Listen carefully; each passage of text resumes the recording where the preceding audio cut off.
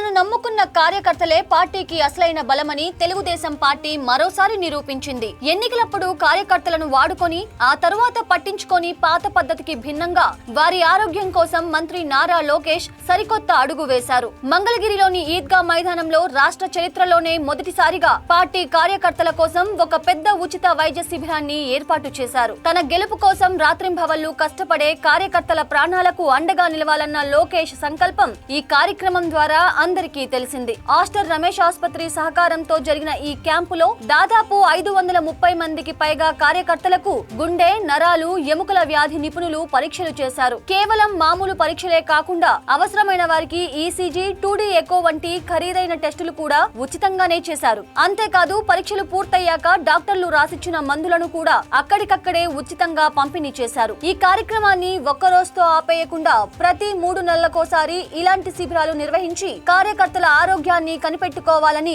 లోకేష్ ఆదేశించడం ఆయనకున్న మంచి మనసుకు నిదర్శనం. ఈ శిబిరంలో అన్నింటికంటే కొత్త విషయం ఏమిటంటే లోకేష్ ప్రవేశపెట్టిన హెల్త్ డేటా ఇంటిగ్రేషన్. కార్యకర్తల ఆరోగ్య సమాచారాన్ని నేరుగా వారి పార్టీ ఐడి కార్డుతో లింక్ చేయడం ఒక గొప్ప మార్పు. దీనివల్ల రేపెప్పుడైనా ఏదైనా ఎమర్జెన్సీ వస్తే ఆ కార్యకర్త హెల్త్ ఐడి చూడగానే వారికి గతంలో ఉన్న ఆరోగ్య సమస్యలు ఏమిటి, ఎలాంటి మందులు వాడుతున్నారు అనేది డాక్టర్లకు వెంటనే తెలిసిపోతుంది. టెక్నాలజీని సామాన్య కార్యకర్త ప్రాణాలను కాపాడేందుకు వాడుతున్న లోకేష్ ఆలోచనను డాక్టర్లు కూడా మెచ్చుకుంటున్నారు. మంత్రిగా రాష్ట్రాభివృద్ధి పనుల్లో ఎంత బిజీగా ఉన్నా తన సొంత నియోజకవర్గ కార్యకర్తల ఆరోగ్యం గురించి ఇంతలా పట్టించుకోవడం నిజంగా లోకేష్ మార్క్ రాజకీయం. కార్యకర్తలను కేవలం ఓటు వేసే వ్యక్తులుగా చూడకుండా తన సొంత కుటుంబ సభ్యుల్లా భావించి వారికి ఆరోగ్య భరోసా కల్పిస్తున్నారు. నిజానికి కార్యకర్తల కోసం లోకేష్ ఇలాంటి పనులు చేయడం ఇదేం మొదటిసారి కాదు. గతంలో పార్టీ బాధ్యతలు తీసుకున్న కొత్తలోనే వేలాది మంది కార్యకర్తల కుటుంబాలకు అండగా ఉండేలా